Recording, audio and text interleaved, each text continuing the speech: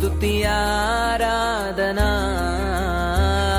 ఆరాధనా స్తుతి ఆరాధనా ఆరాధనా స్తుతి ఆరాధనా. నామమునకు మహిమ కలుగును గాక. ప్రతి సమయాన మనం దేవుని వాక్యంలోనికి ప్రవేశించబోతున్నాం. ఇదినప్పుడు మన టెక్స్ట్ దయచేసి అందరూ కూడా బాగా తరచి మన టెక్స్ట్ కీర్తనలు 20వ కీర్తన.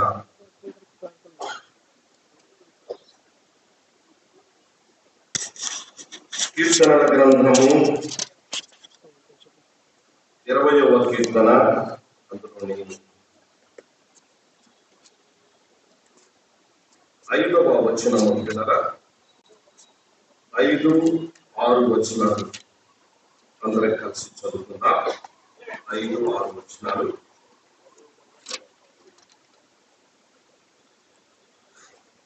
కీర్తనల గ్రంథము 20వ కీర్తన 5, 6 వచనాలు. యెహోవా నీ రక్షణను బట్టి మేము జయోత్సాహము చేయుచున్నాము. మా దేవుని నామమును బట్టి మా ధ్వజము ఎత్తుచున్నాము. నీ ప్రార్థనలన్నీ యెహోవా సఫలపరచును కాక. నాకిప్పుడు తెలియను రక్షణాత్మకమైన తన దక్షిణ హస్తములను చూపును. తన పరిశుద్ధ ఆకాశముల నుండి ఆయన ఉత్తరమిచ్చును, అతనికి ఉత్తరమిచ్చును. తన పరిశుద్ధ ఆకాశములో నుండి అతనికి ఉత్తరమిచ్చును. ప్రార్థనలన్నీ యెహోవా. ప్రార్థన దయచేసి మాట అండర్లైన్ చేసుకోండి పిల్లరా. ప్రార్థన అండర్లైన్ చేసుకునండి. పరిశుద్ధ ఆకాశంలో నుండి అతనికి ఉత్తరం ఇచ్చును అండర్లైన్ చేసుకోండి పిల్లరా. తిరిగి రండి నూతన నిబంధన మత్తయి సువార్త 6వ అధ్యాయము. ఈ దినపు మన టెక్స్ట్ మత్తయి సువార్త 6వ అధ్యాయము. అందులోని 1వ వచనం చదువుకుందాం. మనందరికీ సుపరిచిత భాగమది. అందులోని ఒక మాట 9, 10 వచనాలు కదా. 9, 10 వచనాలు. కాబట్టి మీరు ఇలాగ ప్రార్థన చేయుడి. పరలోకమందున్న మా తండ్రి, నీ నామం పరిశుద్ధపరచబడును కాక. నీ రాజ్యము వచ్చుగాక. నీ చిత్తము పరలోకమందు నెరవేరుచున్నట్లు భూమి యందును నెరవేరును కాక. కదా, మీరు ఇలాగ ప్రార్థన చేయుడి. ప్రార్థన దయచేసి అండర్లైన్ చేసుకోండి. ప్రభు నామమునకు మహిమ కలుగును గాక. ప్రభునందు ప్రియ సంఘమా, అక్టోబర్ మాసపు చివరి దినం, ఈ 5 ఆదివారాలు వచ్చినటువంటి మాసం చివరి దినం, ఈ చివరి రోజు ప్రభు దినంగా, ఆరాధన దినంగా మనం కలిగి ఉండడం ఒక ధన్యత, ఒక భాగ్యం. అక్టోబర్ 31 అంటూనే మనందరికీ బాగా తెలుసు ప్రియులరా. వాస్తవంగా ఈ దినాన్ని జాతీయ సమగ్రతా దినంగా, జాతీయ సమైక్యతా దినంగా కూడా భావిస్తారు. నేషనల్ ఇంటిగ్రేషన్ డే అంటారు.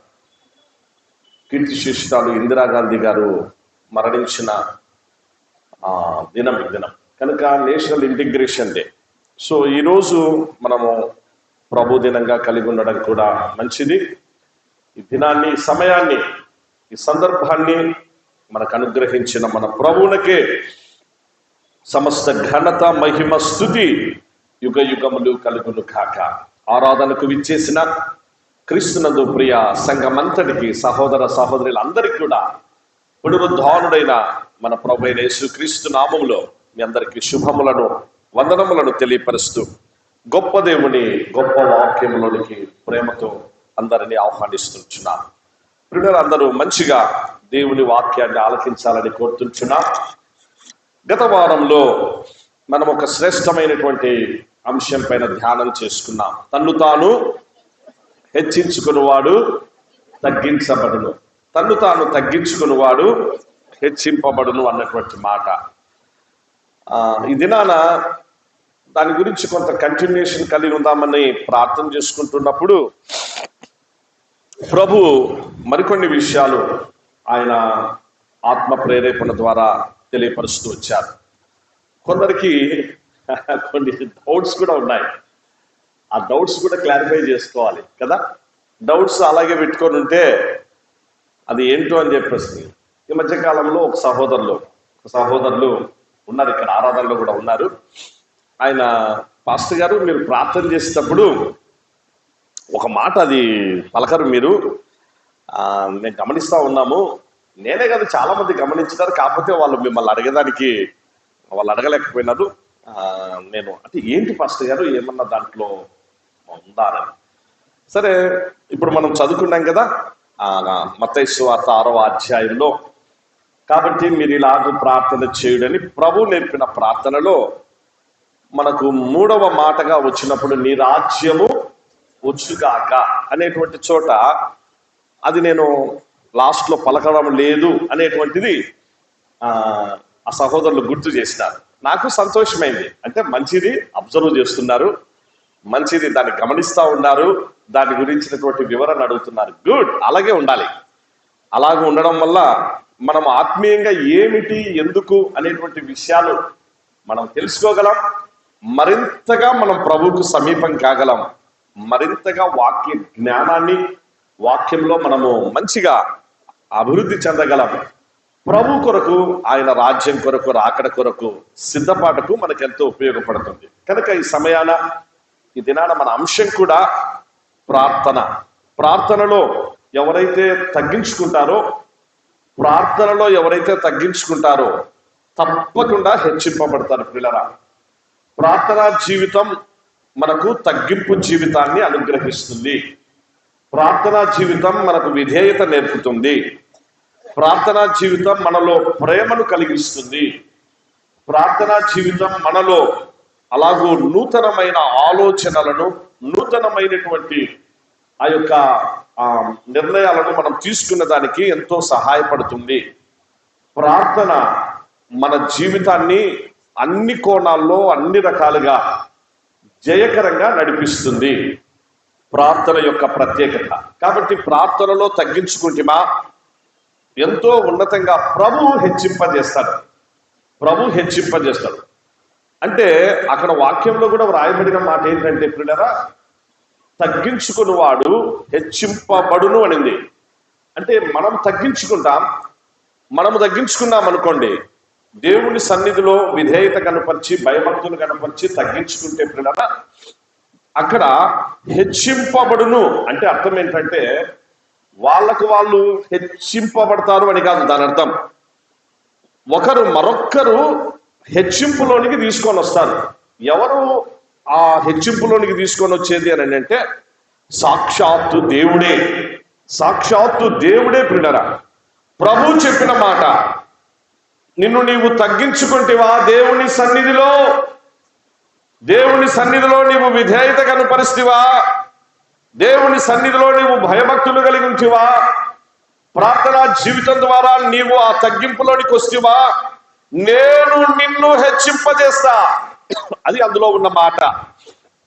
నేను నిన్ను హెచ్చింపజేస్తా.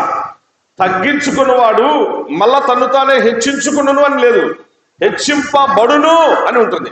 హెచ్చింపబడును అనగా ఇంకొకరు థర్డ్ పర్సన్ హెచ్చింపజేస్తాడు. Who is the third person? ఆయనే మన ప్రభు అయినటువంటి యేసుక్రీస్తు వారు.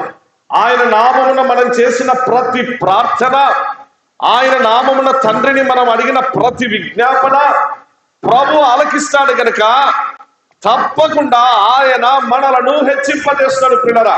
కాబట్టి ప్రార్థన మనలను అన్నిటిలో హెచ్చింపజేస్తుంది. అలాగే పరిశుద్ధ బైబిల్ గ్రంథంలో మనం చూసినప్పుడు వాస్తవంగా ప్రార్థన ఆదికాండం 4వ అధ్యాయం వరకు ప్రార్థన లేదు సుమా. 4వ అధ్యాయం ముగింపులో షేతుకు కలిగిన కుమారుడైన ఎనోషు అప్పుడు యెహోవా నామమున ప్రార్థన చేయడం ప్రారంభమైనది అని.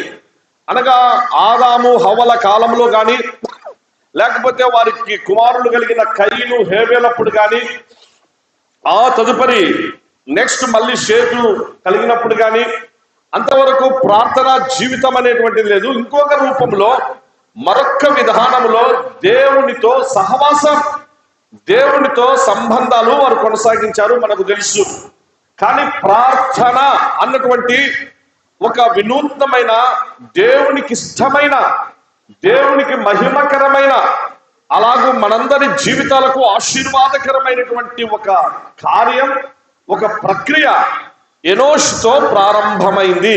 అనగా దేవుడే ప్రార్థన నేర్పించాడు, ప్రార్థనను కొనసాగింపజేశాడు. పిల్లరా, అప్పటి నుంచి బలమైన ప్రార్థన యోధులు మనకు, విశ్వాస వీరులు దేవుని యొక్క వాక్యంలో మనకు కనిపిస్తారు. అలాగూ అబ్రహాము మంచి ప్రార్థనాపరుడండి. నెక్స్ట్ అలాగూ మనం చూస్తూ ఉంటే మోషే గొప్ప ప్రార్థనాపరుడు. 40 సంవత్సరాలు ప్రార్థించాడు. మోకాళ్ళ అనుభవం, మామూలు అనుభవం కాదు. మోషే అనుభవం 40 సంవత్సరాలు మోకాళ్ళ అనుభవం.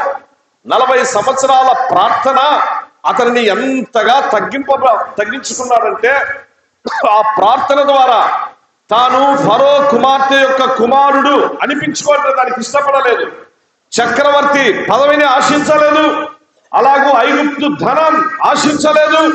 అలాగూ ఐగుప్తులో ఉన్న విలువిద్యలు నేర్చుకొని సకల విద్యలలో ప్రవీణుడైనటువంటి మోషే వాటన్నిటిని కూడా దాని గురించినటువంటి ఆలోచన తెచ్చుకోలేదు. పిల్లరా, ప్రార్థన, ఆ ప్రార్థన మోషే జీవితాన్ని క్రీస్తు విషయమైన నిందపడడం గొప్ప భాగ్యంగా ఎంచుకున్నాడు.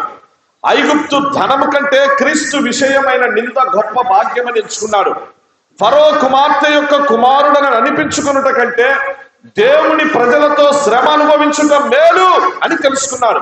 ఇది ప్రార్థన నేర్పిన అనుభవాలు, ప్రార్థనలో మనము పొందిన జయ జీవిత సాక్ష్యాలు, అనుభవాలు పిల్లల.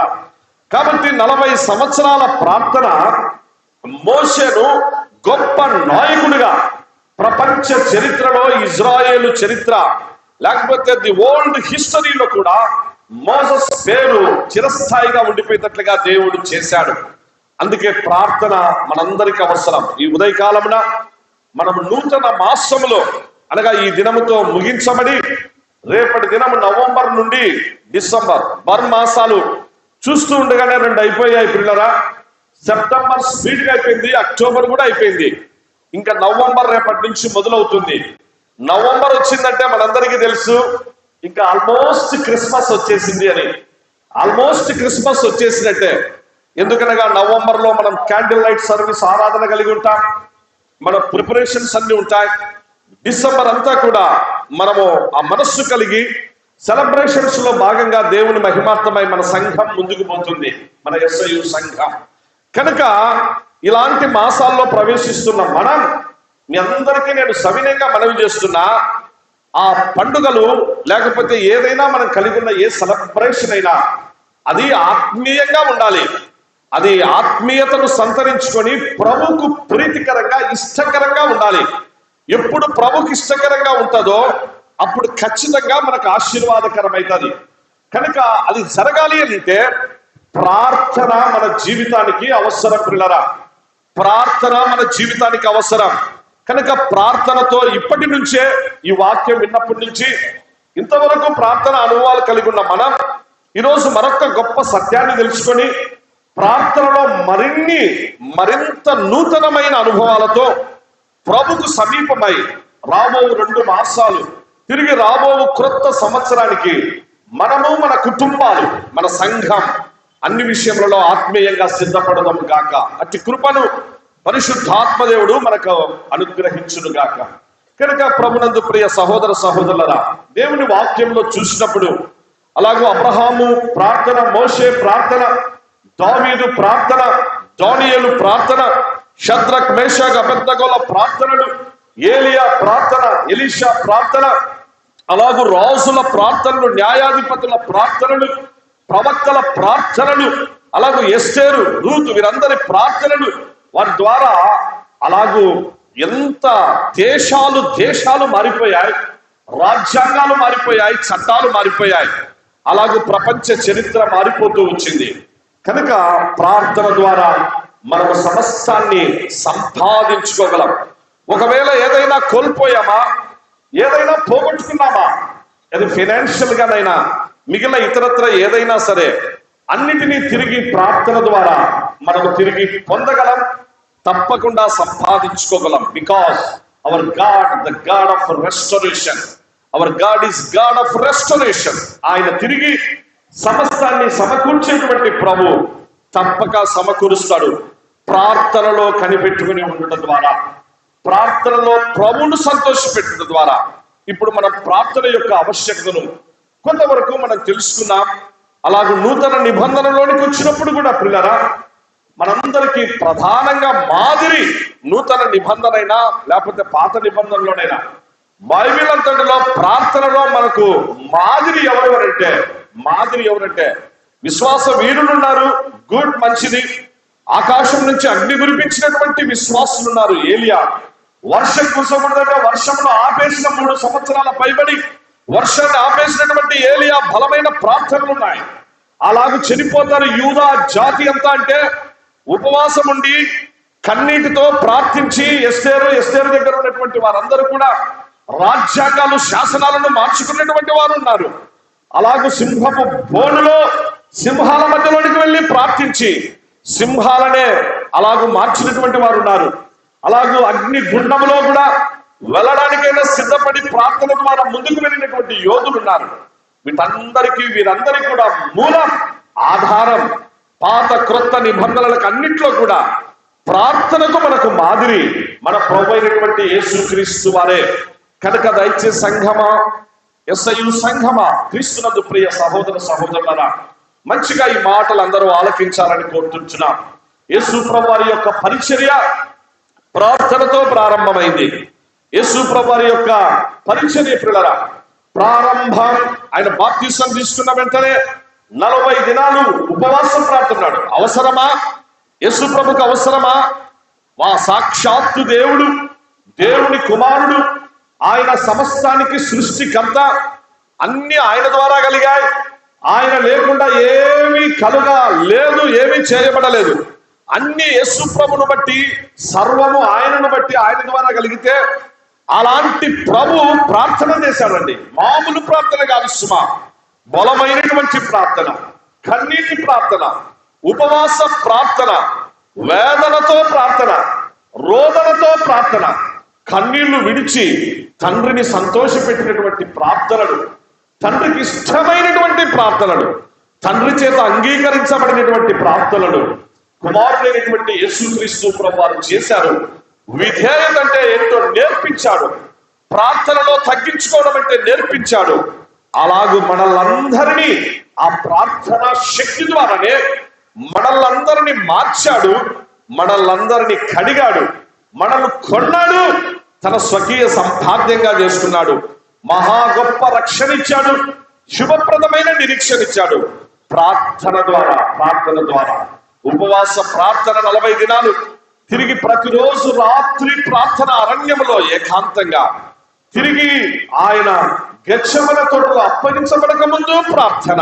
నేను క్లుప్తంగా కొన్ని సన్నివేశాలు మాత్రం మీ గమనంలోకి తీసుకొని వస్తా ఉన్న పిల్లల. గెత్సేమనే తోటలో ప్రార్థన, చెమట రక్త బిందువుల వలె అయినటువంటి ప్రార్థన, మెలకువగలిగిన ప్రార్థన, విసుకక నిత్యము చేసిన ప్రార్థన, ఎడతెగక చేసినటువంటి ప్రార్థన, చివరకు సిలువలో ఆయన వేలాడదీయబడినప్పుడు సహితం పలికిన 7 మాటలు, చివరి మాటలు కూడా అలాగే స్ట్రైట్ అవే ప్రార్థన, స్ట్రైట్ అవే ప్రేయర్. తండ్రి, వీరేమి చేయుచున్నారు, వీరెరుగరు, వీరిని క్షమించుము అన్నటువంటి మాట ప్రార్థన క్లుప్తంగా. అలాగే నెక్స్ట్ 4వ మాట ప్రార్థన, ఏలీ ఏలీ లామా సబక్తాని అన్న కేక, ఆర్త ధ్వని, ఆ కంఠ ధ్వని, ప్రార్థన విజ్ఞాపన. చివరిలో కూడా తండ్రి, నీ చేతికి నా ఆత్మను అప్పగించుచున్నాను. ప్రార్థనతో ప్రారంభం, ప్రార్థనతో జీవితపు కొనసాగింపు, ప్రార్థనతో సిలువ మరణం, ప్రార్థనతో పలుకుట, ప్రార్థనతో చివరిలో ముగించుట. అందుకే ఆ ప్రార్థనా శక్తి ద్వారానే యేసుక్రీస్తు ప్రభువారు మనందరికీ మాదిరి అయ్యారు పిల్లరా. ఆయనే మనకు మాదిరి. కనుక యేసు ప్రభువారు నేర్పిన ఆ ప్రార్థనలోని ఆ కొన్ని విషయాలు, ఈ సమయాన ఆ గొప్ప సత్యాలు మనం కొంతవరకు ప్రభు ఆత్మ బలపరిచిన కొలది తెలుసుకుందాం, నేర్చుకుందాం. పాస్టర్ గారు ఎందుకు ఆ మూడవ మాట దగ్గరికి వచ్చినప్పుడు కొంచెము అది పలకడంలో ఎందుకు పలకడం లేదు అనేటువంటి ఆ సత్యాన్ని కూడా ఈ సమయాల క్లారిఫికేషన్ అందరం కూడా కలిగి ఉండి మంచిగా హృదయాలు తేలిక చేసుకొని తేటపరచుకొని ప్రభుని స్తుతిస్తూ ముందుకు సాగిపోదాం.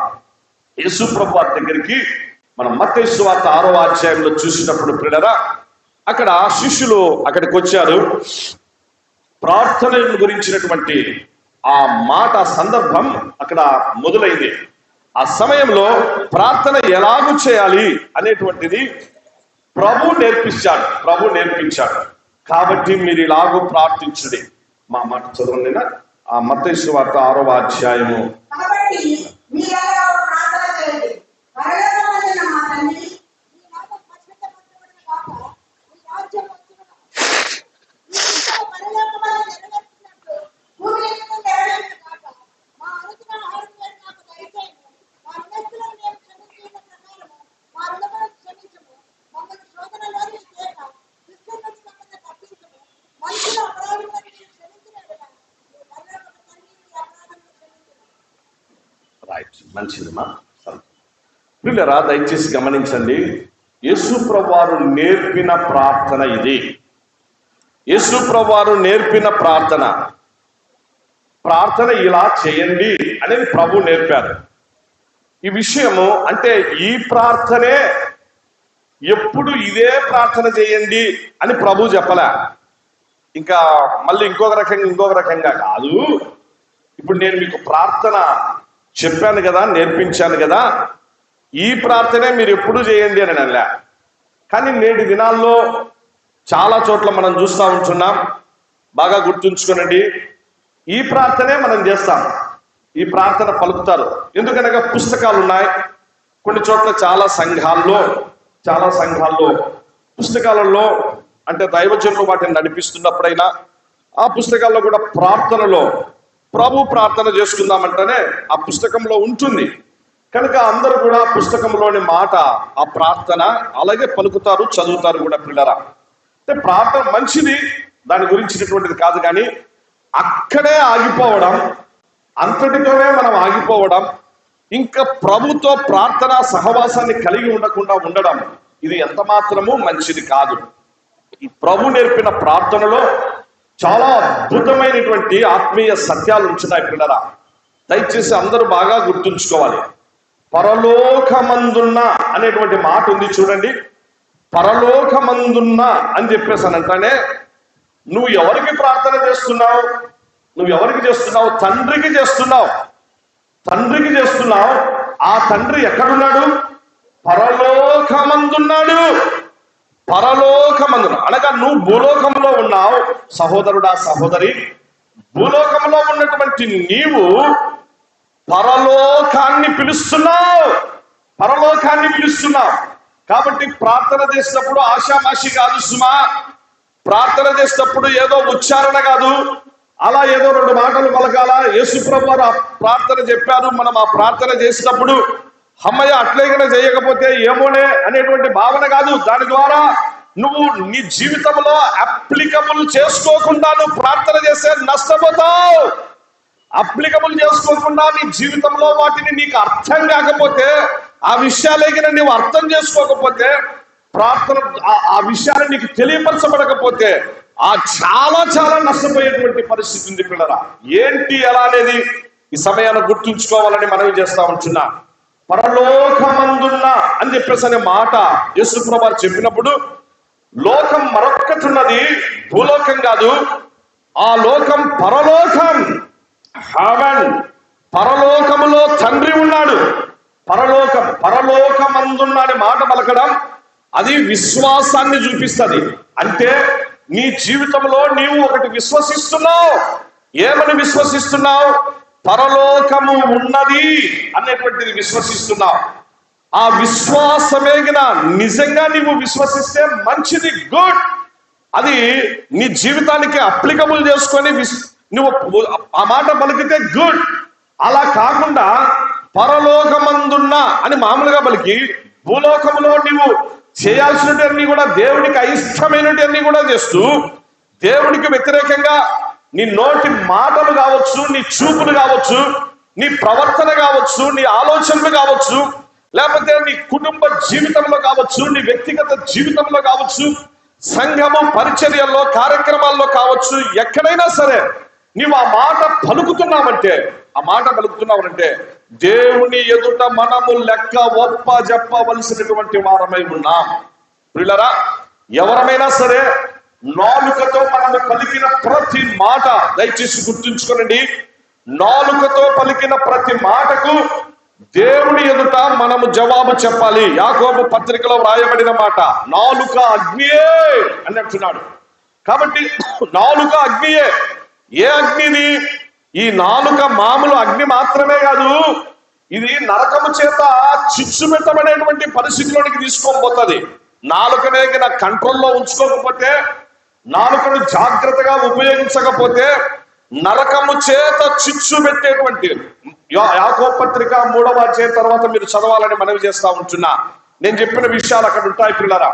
కాబట్టి నాలుకతో మనము పలికేటువంటి మాట దేవునికి మనము జవాబు చెప్పాలి. ఎందుకనగా పంచభూతాలు రేపు సాక్షులు అవుతాయి పిల్లరా. పంచభూతాలంటే ఆకాశం అండి, భూమి, గాలి, నీరు, అగ్ని, ఈ 5 పంచభూతాలు అంటారు.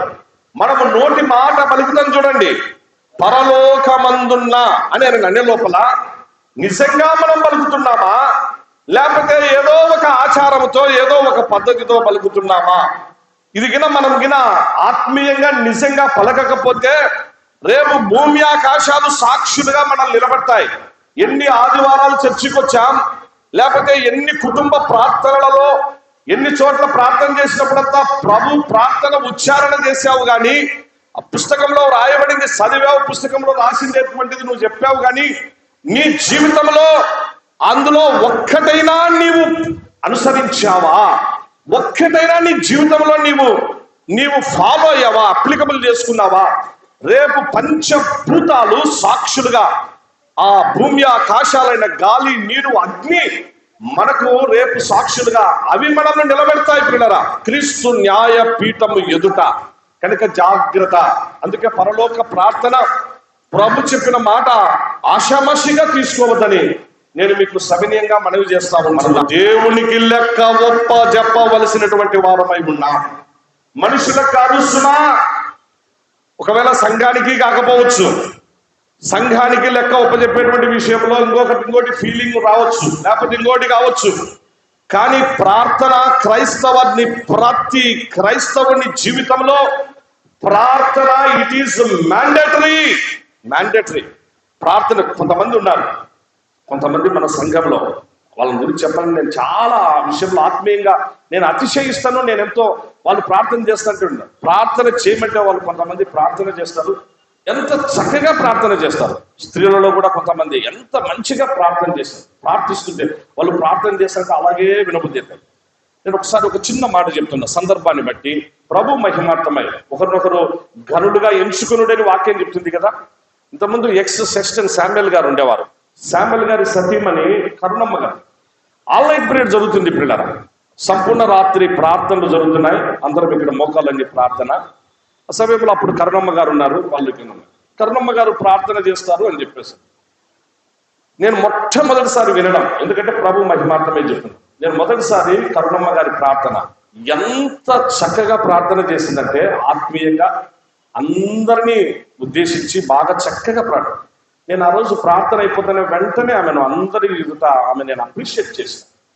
అప్పుడు పెద్దలు సురేష్ బాబు గారు కూడా ఉన్నారు ప్రక్కనే. ఎందుకంటే చాలా బాగా చేస్తుంది కరుణమ్మ అని. అంటే కొందరు ప్రార్థన చేస్తుంటే కొన్ని నేర్చుకోవాలి. ఆ ప్రార్థన, వాళ్ళ పదాలు, వాళ్ళ ఉచ్చారణ, అవన్నీ కూడా ప్రియులరా, ఇవి చాలా మన జీవితాలకు అవసరం. కనుక మీకు సవినయంగా మనవి చేస్తున్నా, ప్రతి ఒక్కొక్కరి మన ఇంటిలో భార్య, భర్తలు, తల్లిదండ్రులు, పిల్లలు అందరూ ప్రార్థన ఖచ్చితంగా అందరికి వచ్చిన్నారు. ప్రార్థన, కుటుంబ ప్రార్థనకు వచ్చినప్పుడు పిల్లలు ఖచ్చితంగా ప్రార్థన చేసి తీరాలి. వాళ్ళు ప్రార్థన చేయకపోతే ఇంకా ఏమైనా పనిష్మెంట్ ఇవ్వండి. ఇంకోటి బైబిల్ చదువుకోకపోతే ఏ పనిష్మెంట్ అయినా ఇవ్వండి. మంచిది కూడా. ఇంతకుముందే నాకు సందర్భం వచ్చింది గుర్తు. ఇక్కడ మా అక్క గారు ఉన్నారు, ఇంతకుముందు పాట పాడిన ఎగ్జిక్యూటివ్ ఆఫీసర్ సుందరరావు గారి సత్యమని మా చిన్నక్క గారు, మా చిన్నక్క రుత్మిరి గారు, ఆమె నేను చిన్నప్పుడు బైబిల్ చదువుకోకపోతే నాకు ప్రొద్దున టిఫిన్ పెట్టేది కాదు.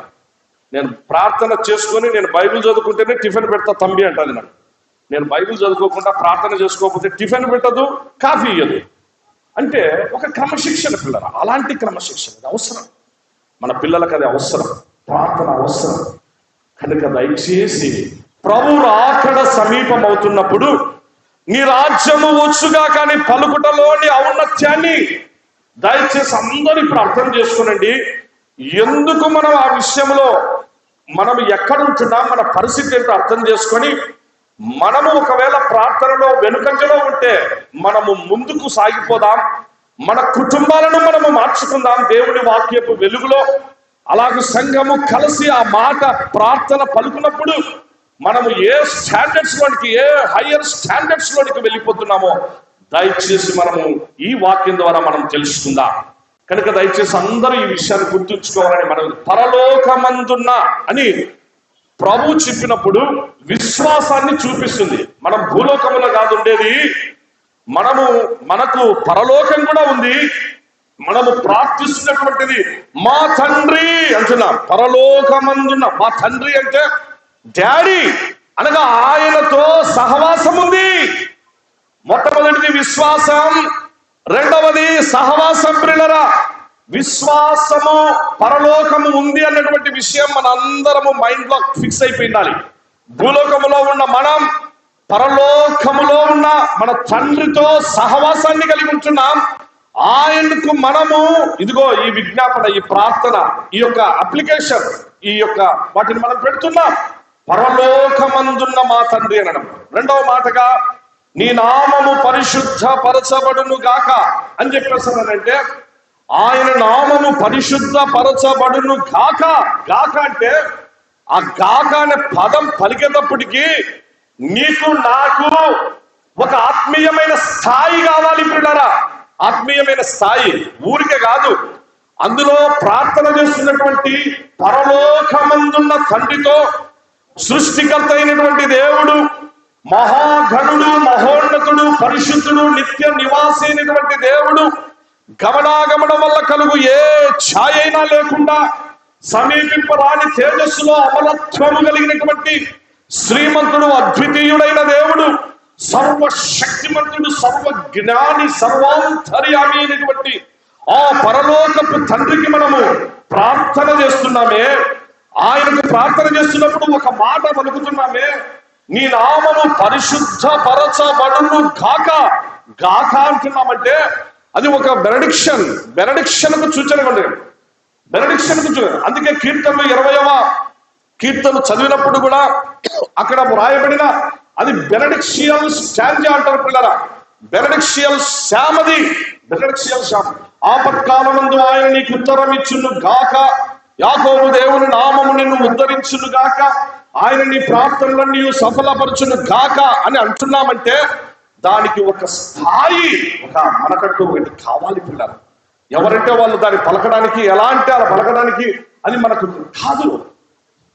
అందుకే చాలా జాగ్రత్త, చాలా జాగ్రత్త. నీ నామము పరిశుద్ధ పరచబడును గాక, అది ఆరాధనను చూపిస్తుంది.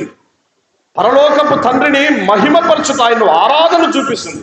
ఆరాధన చూపిస్తుంది అంటే భూమి మీద నీవేమై ఉన్నావు, ముందుగా నీలో విశ్వాసం ఉందా? పరలోకాన్ని అనే మాట పలుకుతున్నావంటే నీలో విశ్వాసం ఉందా? రెండవది మా తండ్రి అంటున్నావు, ఆ తండ్రితో నీకు సహవాసం ఉందా? సహవాసం ఉన్నటువంటి నీవు ఆరాధన చేస్తున్నావు. నీ నామము పరిశుద్ధ పరచబడును గాకాని, ఆ గాకాని ఆరాధిస్తున్నటువంటి నీవు నిజంగా నీ జీవితంలో వాటిని కలిగే ఉంటే ధన్యురాలు. దీని మించినటువంటి ధన్యత, ఆధిక్యత మరొక్కటి ఈ ప్రపంచంలో లేదు సుమా. ఆ తదుపరి మనము ఏ ప్రార్థన చేసినా, what all we pray in the name of Jesus, what all we ask our heavenly Father in the name of His Son Jesus Christ, all will be granted. All will be granted. అన్ని మనకు నెరవేర్చబడతాయి. ప్రభువుకు మనం అలాంటి ప్రార్థన చేసినప్పుడు ఏది విడిచిపెట్టబడదు పిల్లరా. కాకపోతే తన చిత్తానుగుణ్యంగా, తన సమయమందు, ప్రభు మన జీవితాల్లో వాటిని తప్పక నెరవేరుస్తా వస్తాడు. కాబట్టి ధన్యులమైతాం మనం. మూడవ మాట ప్రియులారా అంటున్నామే, నీ రాజ్యము వచ్చుగాక అంటున్నామే. నీ రాజ్యము వచ్చుగాక. ఏ రాజ్యం అండి? ప్రభు రాజ్యం. పరలోకపు తండ్రి, ఆ తండ్రి రాజ్యము వచ్చుగాక. నిజంగా ఆయన రాజ్యము వస్తుంటే అందులో ఒక్క మాట నేను ఇప్పుడు ఈ సమయాన్ని క్లారిఫికేషన్ ఇస్తున్నా పిల్లలు. నేను వ్యక్తిగతంగా ప్రార్థన చేసుకుంటున్నప్పుడు ఖచ్చితంగా నేను పలుకుతా మాట, ఖచ్చితంగా పలుకుతాను. నేను నా ప్రార్థనలో లేదా నా కుటుంబ ప్రార్థనలో, మేము నలుగురం ఉన్నప్పుడు పిల్లల ప్రార్థనలో ఖచ్చితంగా నేను ఈ మాట పలుకుతా. ఎందుకంటే నాకు ఆ విషయంలో సంసిద్ధత ఉంది. దేవుడి మహిమార్థమై, నేను ప్రభు మహిమార్థమై చెప్తున్నా. ఆ మాట పలికినప్పుడు నీ రాజ్యము వచ్చుగాక. ప్రభు రాజ్యం వస్తే నేను సిద్ధంగా ఉన్నా. ప్రభు రాజ్యం వస్తే నా భార్య సిద్ధంగా ఉంది. ప్రభు రాజ్యము వచ్చునుగా కానీ పలికేటప్పటికీ నా పిల్లలు వారు మారు మనసు పొందారు, రక్షణానుభవంలోనికి వచ్చారు, సిద్ధంగా ఉన్నారు. కాబట్టి నేను పలుకుతాను, నా కుటుంబం పలుకుతుంది. ప్రభు రాజ్యము వచ్చుగా కంటే సంతోషంగా ఆయన రాజ్యంలోనికి వెళ్ళడానికి సిద్ధంగా ఉన్నాం. కానీ ఒక సంఘం, వందల వేల మంది కలిగి ఉన్నటువంటి సంఘములో మనం ఆ మాట పలికేటప్పటి ప్రభు రాజ్యము వచ్చుగా కనంటే, ఆయన రాజ్యం వస్తే మనం ఇక్కడ ఉండగలమా? ఆయన రాజ్యం వస్తే ఎంతమంది మనము సిద్ధపాటు కలిగి ఉన్నాం పిల్లరా? ఎంతమంది మీ సిద్ధపాటు కలిగి ఉన్నాం? నిజంగా ధైర్యంగా సంతోషంగా ఎప్పుడైనా ప్రభు రాజ్యం వచ్చుగా కానీ పలికేటప్పటికీ, ఆ మాట పలికేటప్పటికీ మనం సిద్ధంగా ఉన్నామా? ఆ నిరీక్షణ మనకుందా? పరలోకమందున్నాని విశ్వాసం కలిగి ఉన్న మనం, తండ్రి అని తండ్రితో సహవాసం కలిగి ఉన్న మనం, అలాగే పరిశుద్ధపరచబడును గాక అని ప్రభును ఆరాధించేటువంటి మనం నిజంగా నిరీక్షణ ఉందా? నీ రాజ్యము వచ్చు గాక అని అనేటప్పటికీ ఆ నిరీక్షణ మనలో ఉండాలి అంటే రక్షణ మనకు అవసరం పిల్లరా. 5 నిమిషాలు బాగా వినాలి, ముగించుకుందాం. రక్షణ మనకు అవసరం, నిరీక్షణ మనకు ఉండాలి అని అంటే రక్షణ అవసరం. అనగా ఆ రక్షణ ఎవరి ద్వారా? ఆకాశము క్రింద మనుషుల్లో ఇవ్వబడిన ఏ నామం వల్ల రక్షణ లేదు, రక్షణ కలుగదు పిల్లరా. యేసుక్రీస్తు నామం వలననే రక్షణ కలుగుతుంది. కనుక యేసుక్రీస్తు ప్రభును రక్షకునిగా కలిగి ఉన్న అనుభవం నీకుందా? మారు మనసు అనుభవం నీకుందా? పాప క్షమాపణ అనుభవం నీకుందా? పరిశుద్ధ బాప్తిస్మ సాక్ష్య అనుభవం నీకుందా? ప్రభు బల్ల సహవాసం అనుభవం నీకుందా? ఉంటే ధన్యురాలు ధైర్యంగా సంతోషంగా మాట పలుకుదాం. నీ రాజ్యము వచ్చుగాక పలుకుతాం మనం హ్యాపీగా. ఒకవేళ అదే లేకుండా సాంప్రదాయంగా ప్రభు ప్రార్థన దాన్ని నేర్చుకున్నా, నేనేదో ఉచ్చారణ చేస్తుంటే జీవితంలో ఎన్నిసార్లు ఎంతగా మనము ప్రభును బాధ పెడుతున్నామో అర్థం చేసుకోండి. రాజ్యము వచ్చుగాక అని చెప్పేసని నీ ప్రార్థన ఏమో దేవుడి సన్నిధిలోనికి పోయా, నా ప్రార్థన దేవుడి సన్నిధిలోనికి వెళ్ళిపోయి సంఘంలో మనమందరం ఆ మాట పలికేటప్పటికీ నీ రాజ్యం వచ్చుగాక. ఈ రోజు చూస్తే ఎన్ని చర్చస్, ప్రపంచం అంతా అందరూ ఈ ప్రార్థన చేస్తారు. అందరూ సార్వత్రిక సంఘం ఈ ప్రార్థన చేస్తారు. అనేక చోట్ల అనేక సంఘాల్లో ప్రార్థన చేస్తారు. కానీ ఎంతమంది మీ ప్రభు తన రాజ్యముతో దిగి వస్తే, ఆయన ఆర్భాటంతో, ప్రధాన దూత శబ్దముతో, దేవుని బూరతో పరలోకము నుండి తండ్రి ప్రభు దిగి వస్తే ఎంతమంది మనము సిద్ధంగా ఉన్నాం ఆయన రాజ్యాన్ని ప్రవేశానికి, ఆయన ఆహ్వానించడానికి ఎంతమంది సిద్ధం? అలా కాకుండా ఊరికి మామూలుగా పలికేసేసేసి రాజ్యం వచ్చుగాక అని చెప్పేసి అని పలికినామంటే పలికేసేసి ఆ ప్రభువుకు మాత్రము మన హృదయాలు దూరమే, మన జీవితము దూరమే, మన ప్రవర్తన దూరమే, అన్నిటిలో మనము దూరం అయిపోతే ఆ తండ్రి హృదయం ఎంత బాధపడుతుంది, ఎంత వేదన పడుతుంది. చివరకు మనము చులకనైపోతాం పిల్లరా. చివరకు మనము చాలా చులకనైపోతాం. ఒక చిన్న ఉదాహరణ ఒక్క నిమిషం గుర్తొస్తుంది. చిన్నప్పుడు మనం ఒక కథ చదువుకొని ఉంటాం.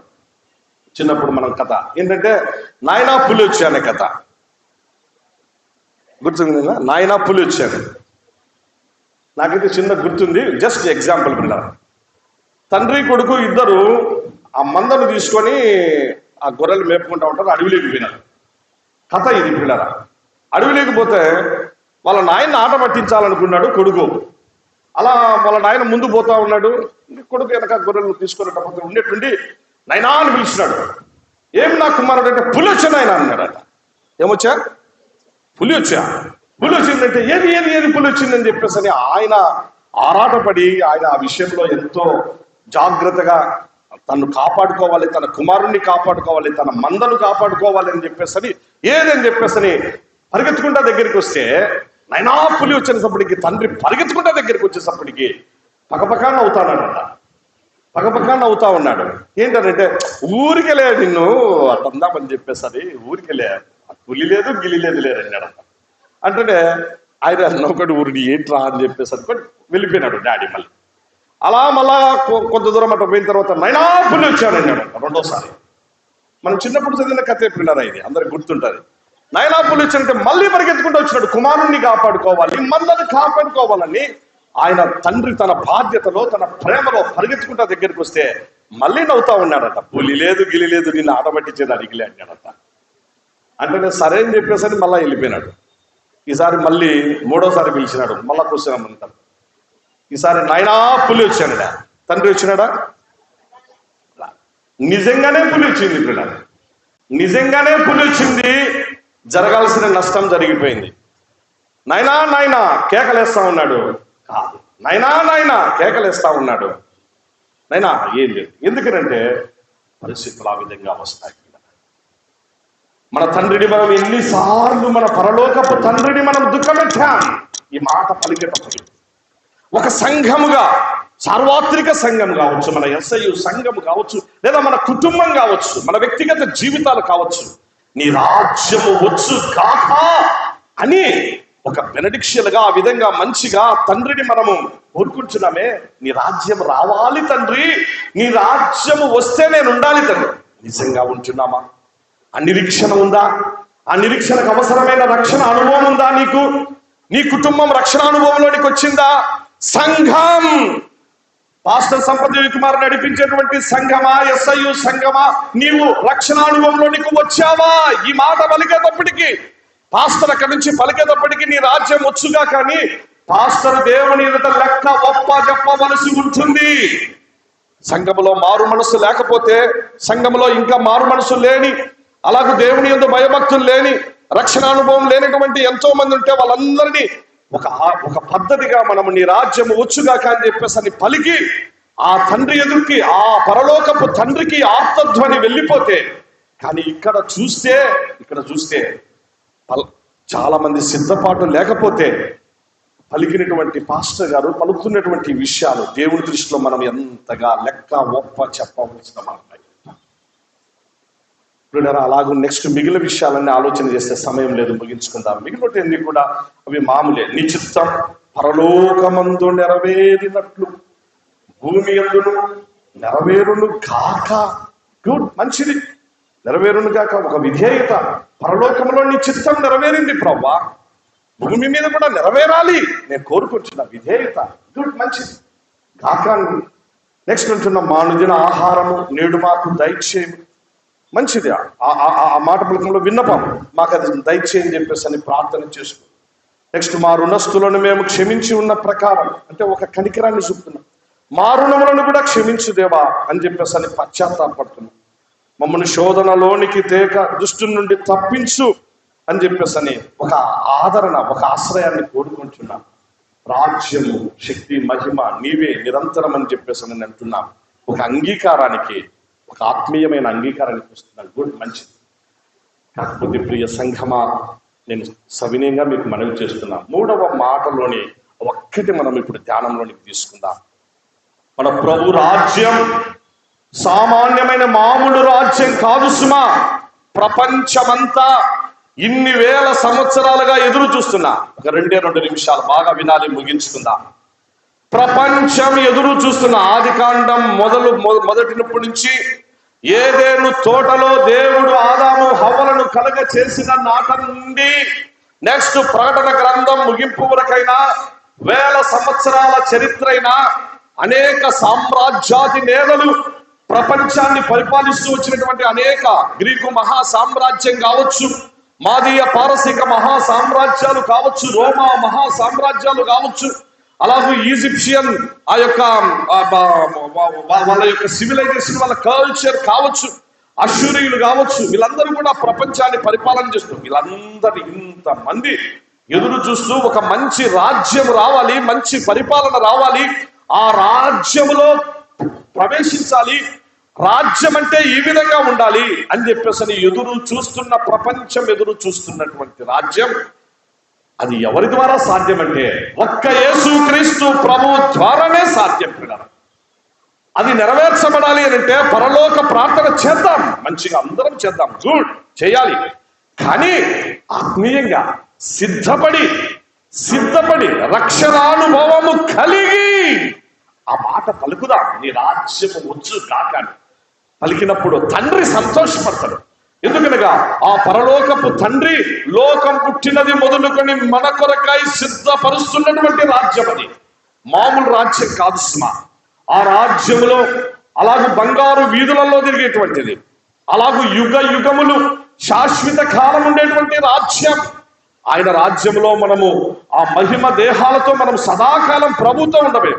క్రీస్తు రాజ్య పరిపాలన మిల్లెనియం ఒక దశ అయితే, నెక్స్ట్ ప్రభు యొక్క పరలోక రాజ్యములో సదాకాలం నిత్యత్వములో ఆ ఎవర్ లాస్టింగ్ లైఫ్ కలిగి ఉండే భాగ్యం, అదే పరలోక రాజ్యంలో మన ప్రవేశం. దాన్ని ఆహ్వానిస్తున్నామే. పరలోకమందున్న నా తండ్రి నీ రాజ్యం వచ్చుగా, కానీ ఆ పరలోక రాజ్యాన్ని మీ అందరికీ సవినయంగా చేతులెత్తి నమస్కరిస్తున్నా. ప్లీజ్ ఆ మాట పలికేటప్పటికీ ఇక్కడి నుంచి పలుకుదాం.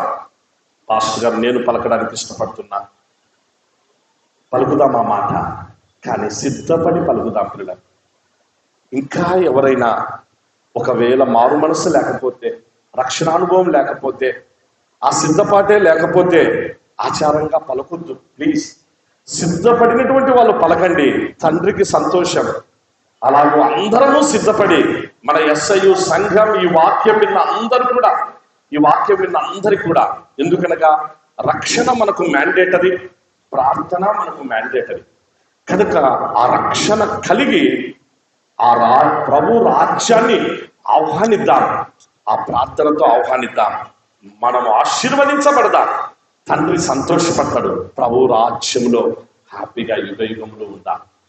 కళ్ళు మూసుకుందాం పిల్లలు, దయచేసి కళ్ళు మూసుకుందాం. ప్రభునందు ప్రియ సహోదరుడా సహోదరి, ఇంతవరకు దేవుని వాక్యాన్ని మనం విన్నాం. ఒకే ఒక మాట మన అంశం ప్రార్థన.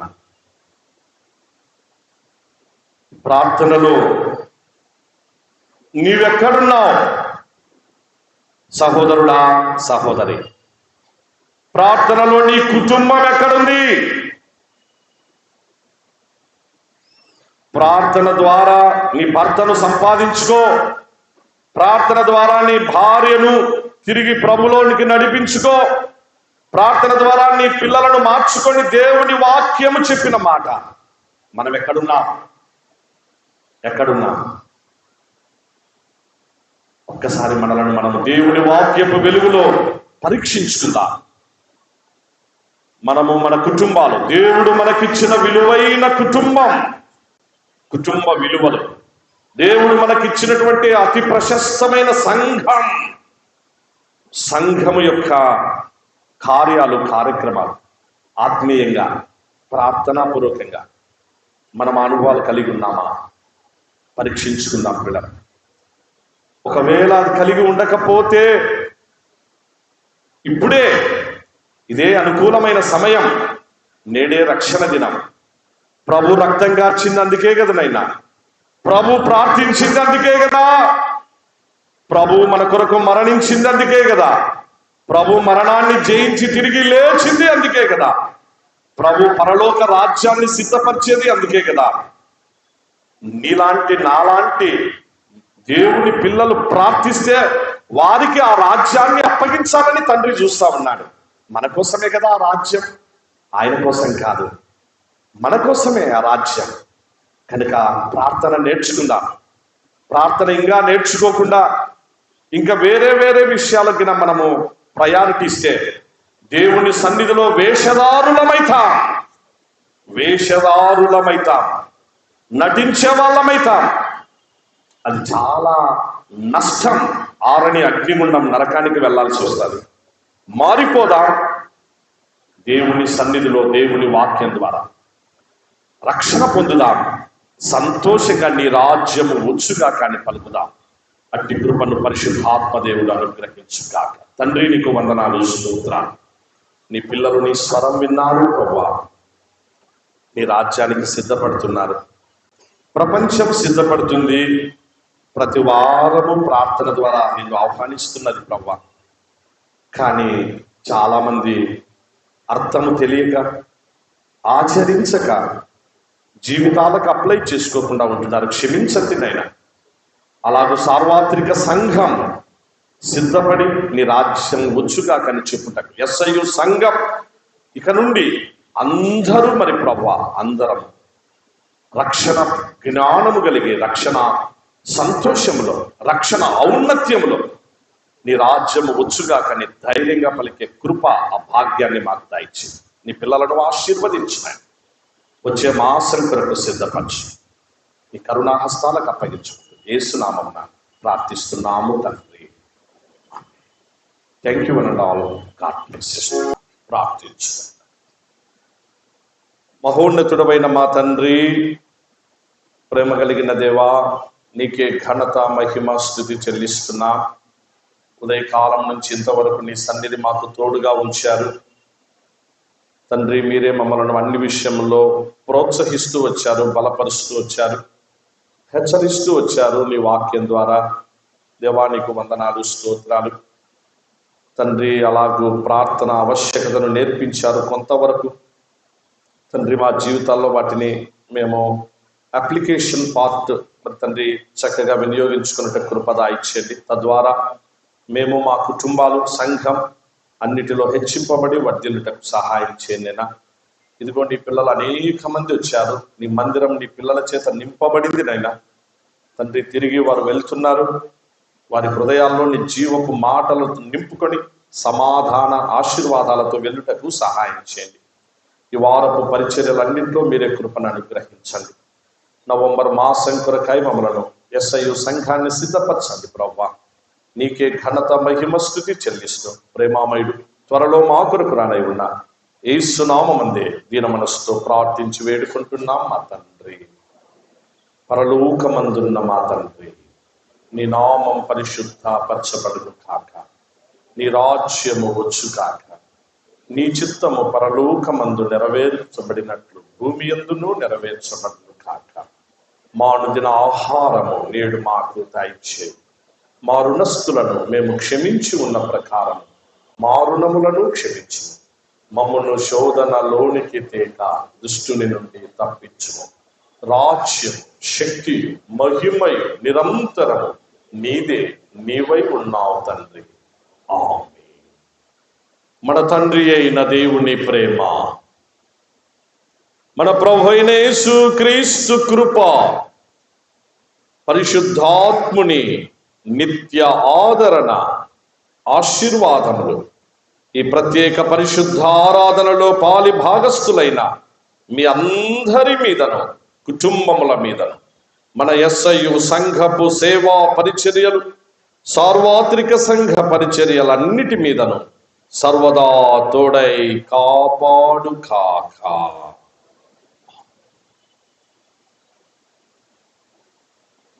అందరికీ వందనాలు. God bless you all. God bless you. అందరికీ వందనాలు.